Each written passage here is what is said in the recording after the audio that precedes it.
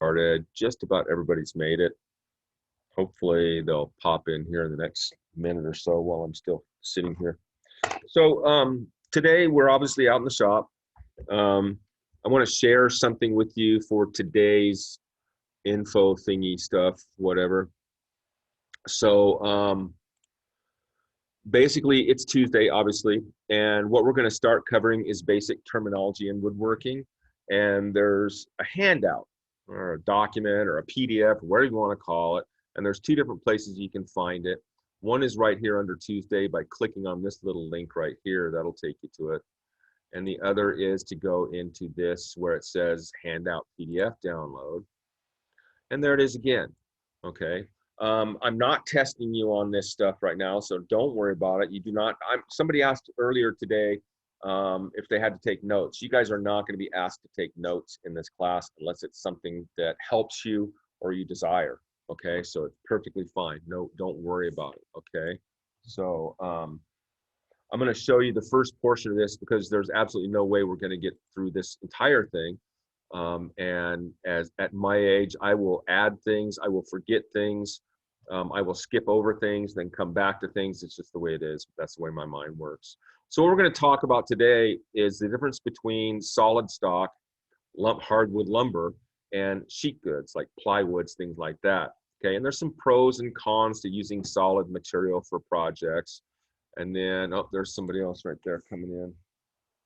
And there's some pros and cons to sheet goods or plywood veneers, MDF particle boards, all forms of sheet goods. Okay, so that's what we're going to try and cover today. There's more to this document, talking about what square means, how to fix certain defects in boards, how we go about it, stuff like that. So in other words, I was just kind of sitting here last night and this morning and I started putting this together and I go, okay, well, I'll do that, I'll do that. Okay, all right, fine. So that's all there is to that. But basically all we're talking about today is we're going to discuss sheet goods and solid stock, the two basic types of materials that we keep in this shop. Okay, so let's get at it. I'm going to move over here.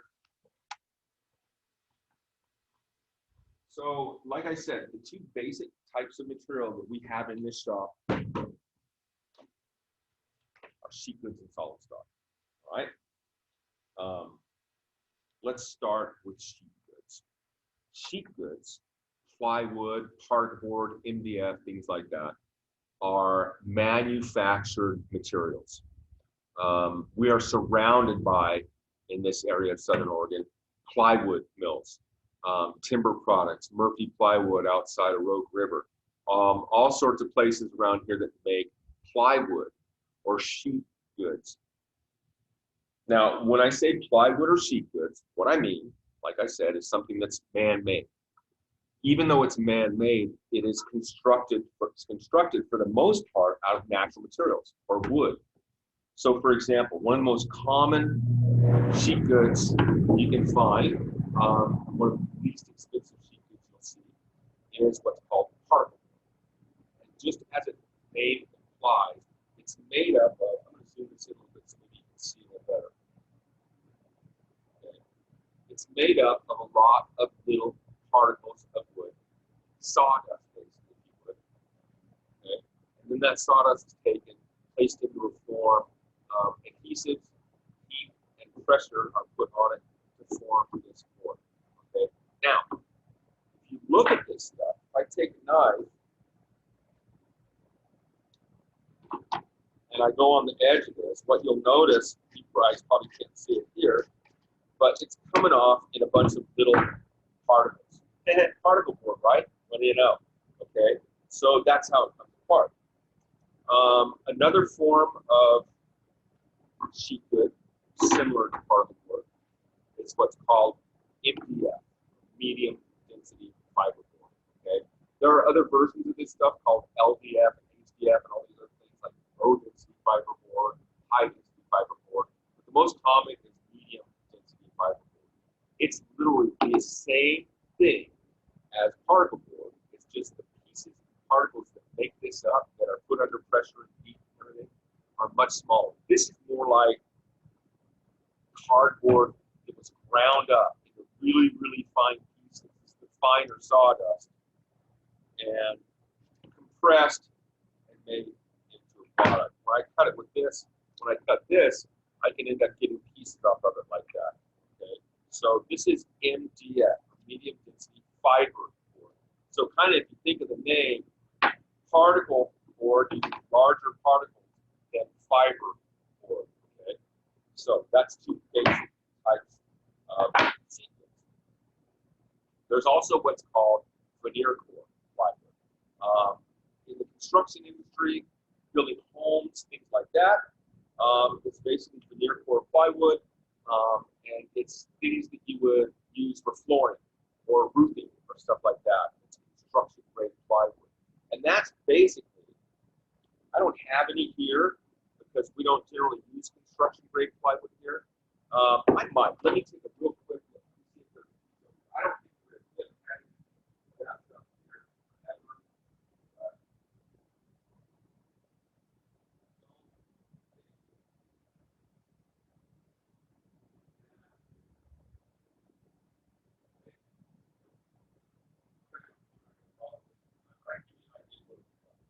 So if you guys have ever been on the freeway between here and Bedford, and as you pass Rogue River, you may have seen the Murphy plywood mill on the side of the highway.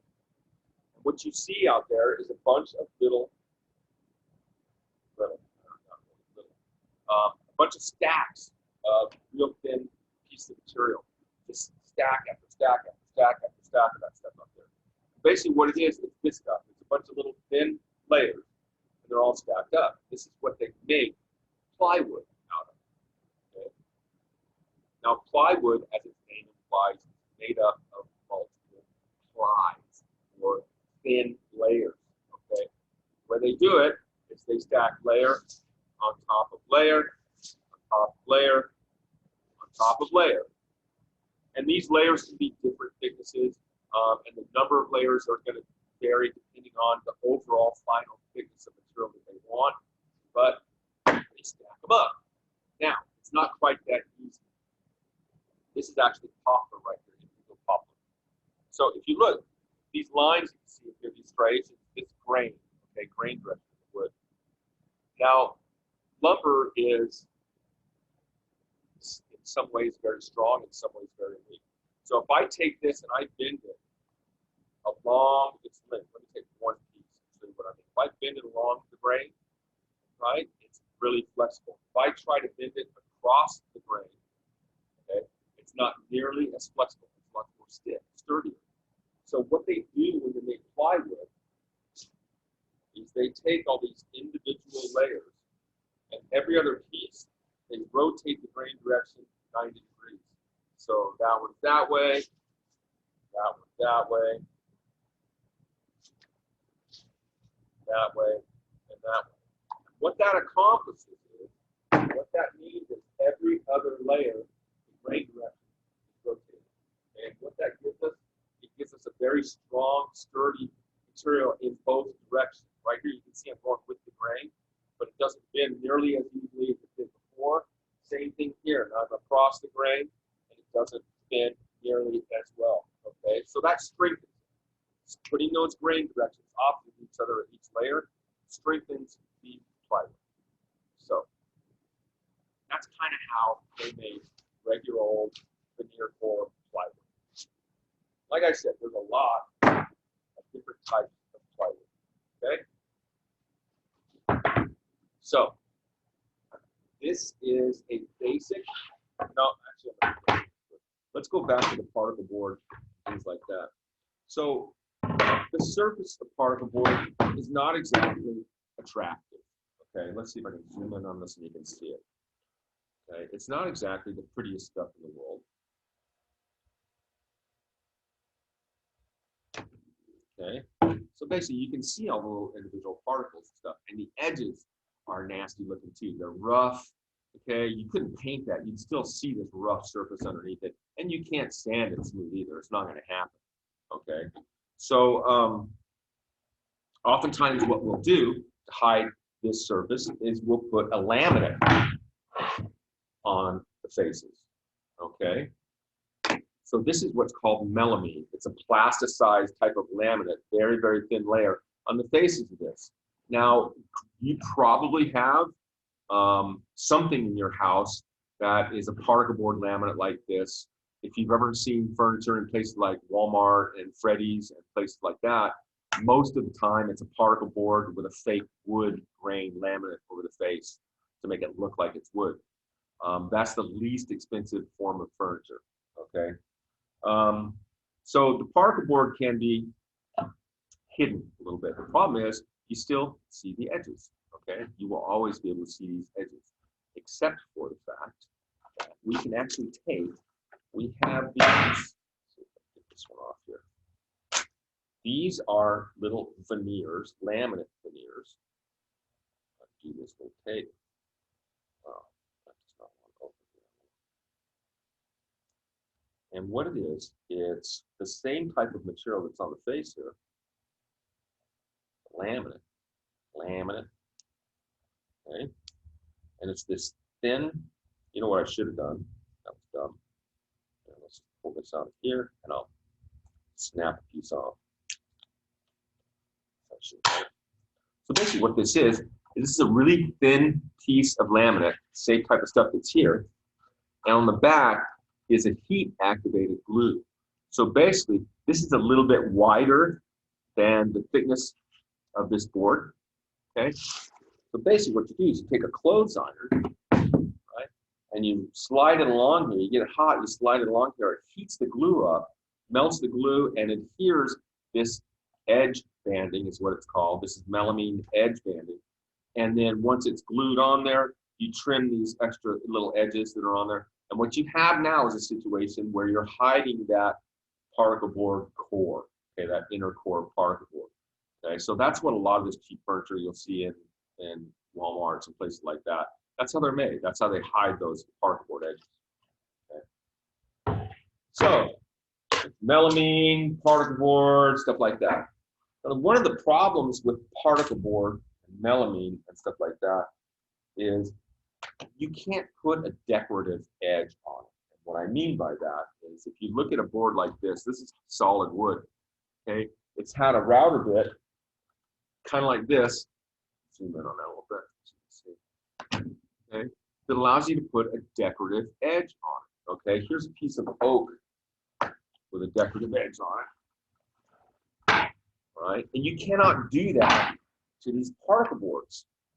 Okay, it's just not going to happen. There's no such thing as edge bending that's going to follow that shape and cover up the edge of a piece of particle board. So you can't do that kind of thing. Now there is a material, this one I talked about before, the MDF, the medium density fiberboard. It does take a routed edge very well, okay? And the particles are small enough where what you can do with this kind of material is you can paint it. You can spray paint it, brush it, roll it, whatever. You'll see some cabinet doors that have some profiles on the edges like this in the less expensive cabinetry that's MDF, okay? So the nice thing about this stuff is it takes paint really well. It can take a routed edge very well also, okay? So MDF can do that. So that's one of the drawbacks of sheet goods is with the exception of MDF, you can't really put a routed profile on the edge unless, okay, unless you do something like this. So what I have here is a piece of hardwood veneer plywood. So this is oak plywood, it's veneer core plywood. In other words, when I say veneer core, it's got multiple layers as opposed to particle board core or MDF core. This actually uses these individual layers that I was telling you about to make up the center core, okay? What you can do is take a piece of solid hardwood, like this chunk of solid oak, and you can mount it to the edge, covering up that veneer core. Now you can route this solid wood, okay? You can mount it this way, you can mount it this way. So there are ways to work around it, okay? Oh, we got somebody trying to get in their way. So let's try to get it in.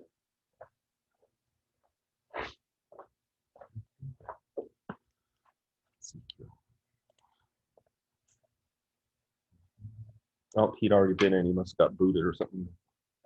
So there are ways around or ways to hide that ugly veneer core edge or particle board edge or something like that. There are ways to work around it. The problem so far is that you're not going to stain this surface on MDF and get a nice, pretty wood grain look. So what we have when we start stepping up in price and things like that, is we have hardwood veneers. Now, a hardwood veneer, okay, hardwood veneer is a piece of plywood, just like this, okay?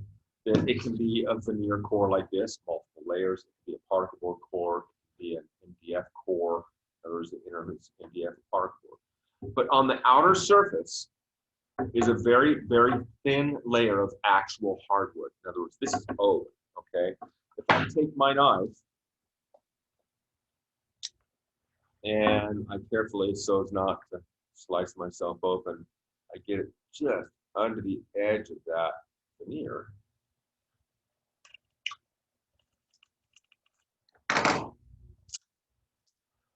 You'll be able to see, and I'm gonna zoom in on this so you guys can see it. This is one of those things that is really good if you understand. And go that way, and hopefully it'll focus here in a moment. Come on, focus. I'm looking at this laptop from a long way away. Come on, so thin. There it is. There's our focus. So what I did was I got my razor knife underneath that thin surface. And this is the veneer. This is that hardwood veneer that's on the faces of this piece of plywood. It's really, really thin.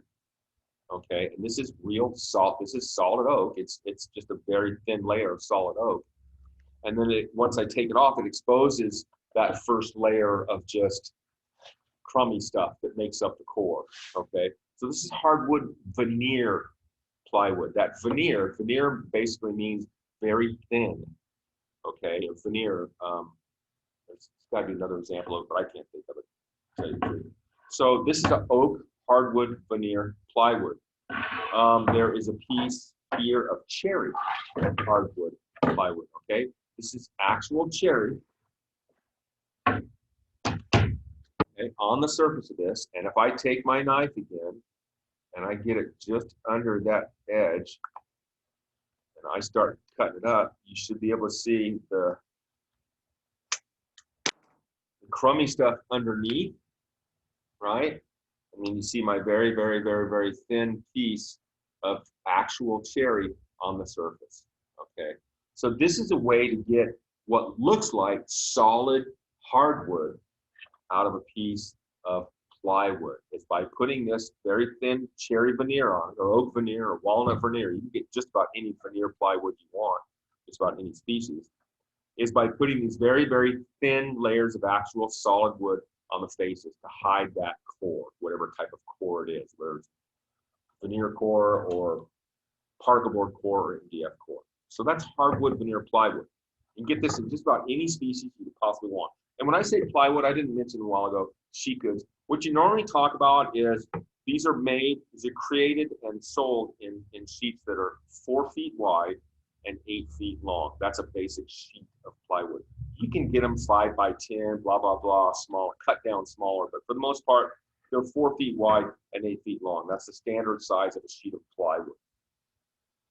Now, as you might imagine, this stuff, this hardwood veneer plywood, can get pretty expensive, okay? But it's still not as expensive as using actual solid wood.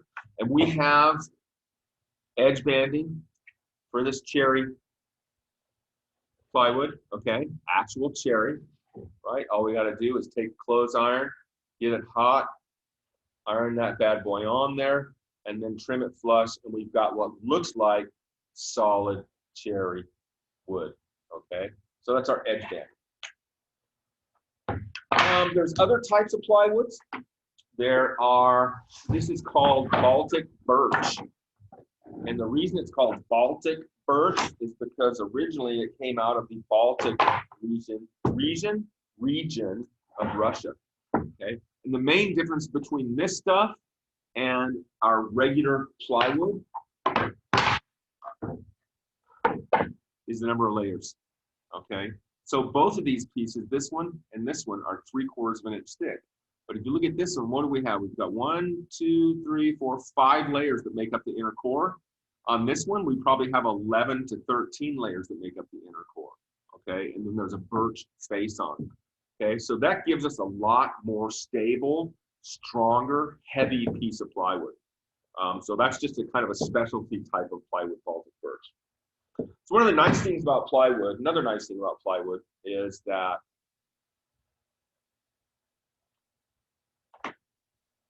you don't have to thickness this stuff. So say, for example, you're making a bookcase, and the bookcase calls for sides and shelves that are 3/4 of an inch thick.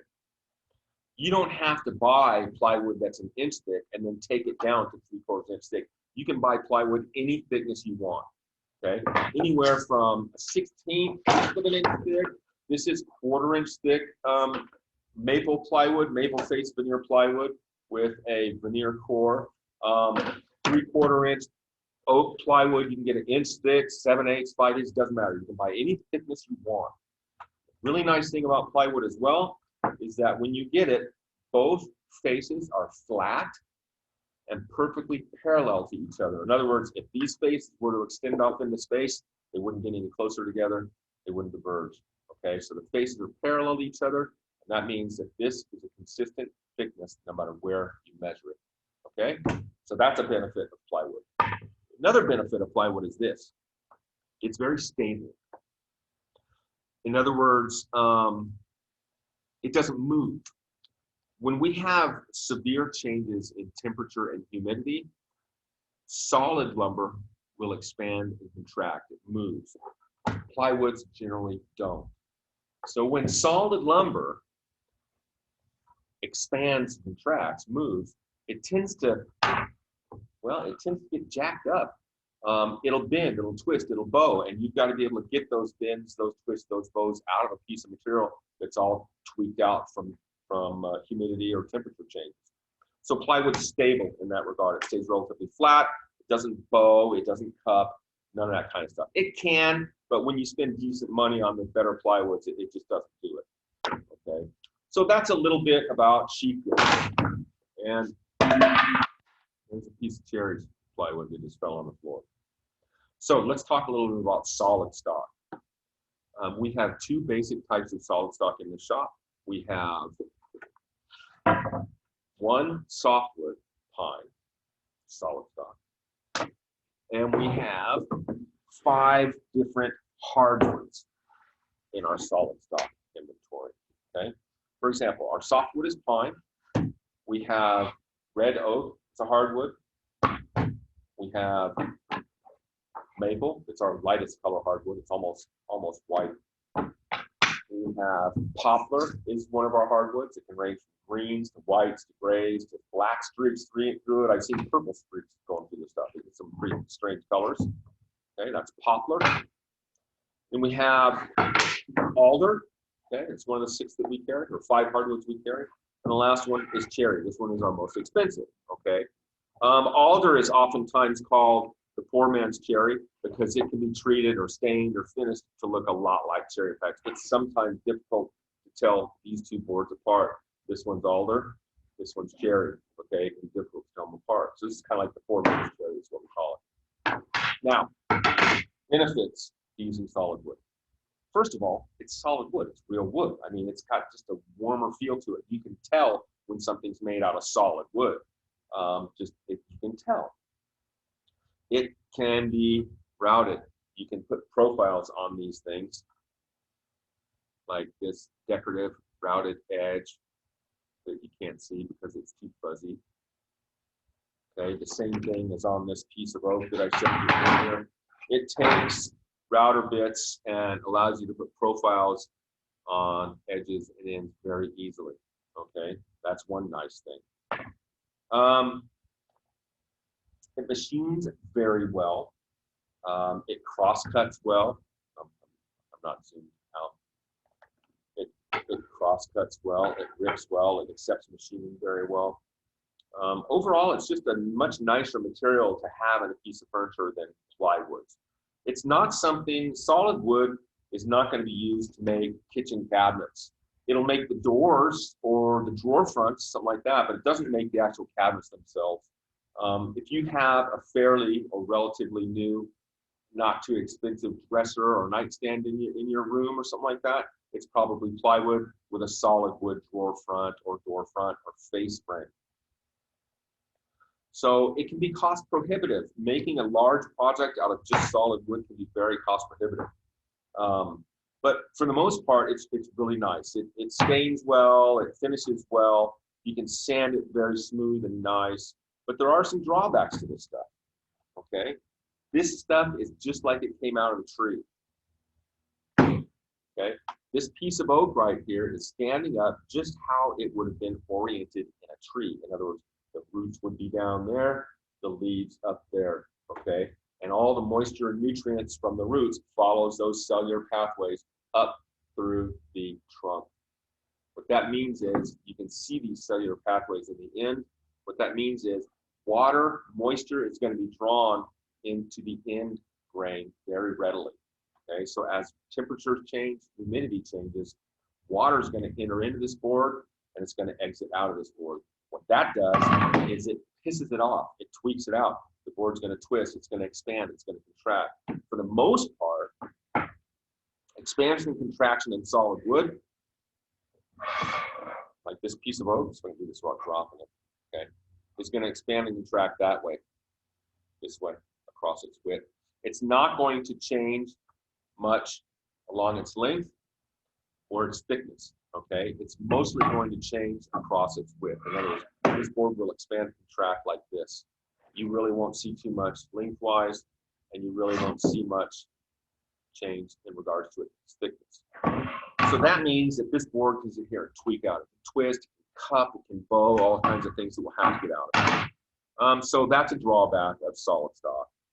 Really, the biggest drawbacks of solid material are that wood movement that we have to account for in our design of furniture and the way we construct furniture. We have to account for that. We have to prepare for that. And cost. Really, cost is probably the other big drawback. Trying to think of what I missed here. Probably missed a bunch of stuff. Let me look at the time, and that'll tell me. I'm doing pretty good, actually. Okay, so let me come back over here real quick. So there's a million different things when it comes to lumber and materials that are available. We don't only work in cheap goods and solid stock in this shop. We actually have tools that are available to us. So I need to zoom out. We actually have tools that are available to us that allow us to work in other materials. We have CNC routers here. A CNC router is really basically just a computer-controlled routing system. We have lasers, and those types of machines allow us to work in other materials. We've used epoxies here. In our lasers, we've laser etched or cut, river rock, t-shirts, Levi's, leather, we etched chocolate, glass, acrylics, polycarbonate. Well, we can't do polycarbonates in a laser. It gives off deadly gas. Things like that. On the CNCs, we can mill soft metals like aluminum, brass, things like that. Composites, all sorts of different things, plastics. So we have the ability to use and machine and work with a lot of different types of materials, but the wood materials we have, the sheet goods and the solid stock, are the most common things we work with in here. But we have combined multiple materials in projects before as well. And the same thing with the metal shop. We've combined wood and metal for projects and vice versa over there. So yeah, you don't need to take notes. So yeah, if Lily, that's probably, yeah, I looked at the last name. That's probably a nightstand that we used to do in the beginning. Are you guys having a hard time still hearing me? Okay, because this little microphone is not the best in the world, and the further away I get from it, okay, the further away I get from the computer, the worse it is. So, and sometimes when the heater comes on in here, that can probably mess with things. It's got this little fuzzball on it that was supposed to stop a lot of the outside noise and everything. I don't know if it works very well or not, to be honest with you. So is that better or worse with it off? Can you hear me now? Can you hear me now? And then you put it back on. Man, that thing is not going to be easy to get on. Holy cow, I shouldn't have taken it off. Look at that. That is not gonna be easy. Oh, there we go. So is it better with the fuzzball on or is it better with the fuzzball off? I think it's supposed to be better with the fuzzball on. I don't know. I think that's usually only if there's a breeze, if you're outside. Anyway, so that's the little spiel about hardwoods, softwoods, sheet goods, things like that. Okay. So yeah, I will most definitely, so you guys don't freak out about it. I will always tell you beforehand, during, and after if we're talking about something that's going to be on a quiz. Let me give you an idea of how I do the quizzes here. Okay. What I'll do if there's going to be a quiz is, for example, let's say there was one tomorrow. There's not, okay, so don't freak out. Let's say there was. There would be a document on Wednesday's page that said, here's the information you need for today's quiz. And it will have everything, and it's not going to be a 10-page thing. It's going to be a 1-page, 2-page thing. Here's the information you need to be able to pass the quiz. Then what'll happen is, like the day before we take the quiz, we'll go over the information. Let's say we're going to have a quiz on the table saw. I would go over the table saw on Tuesday. I would also give you the questions that were going to be on the quiz on Wednesday. I'd say, okay, here's question 1, here's the question, here's the answer. Here's the question number 2, here's the question, here's the answer. And I'd tell you why the answer is the way it is, and I'd show you that out, assuming it's practical, out in the shop. The day you take the quiz, I would go over the quiz, every question and answer, just before you take it, and then say, okay, you guys can go take a quiz, go take the quiz.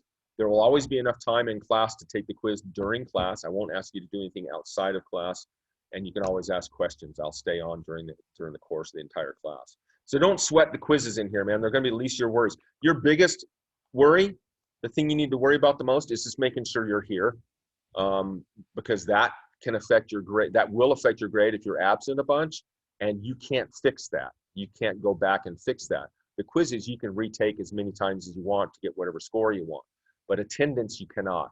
Once you've been absent for a day, you're absent. That point is gone. You get a point for every day you're here. You lose a point for the days you're not. So that's important to make sure that you are here.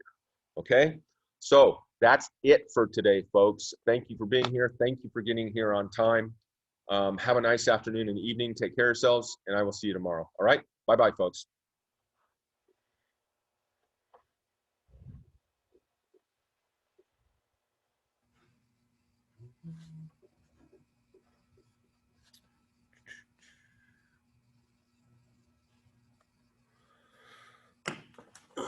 Let's turn that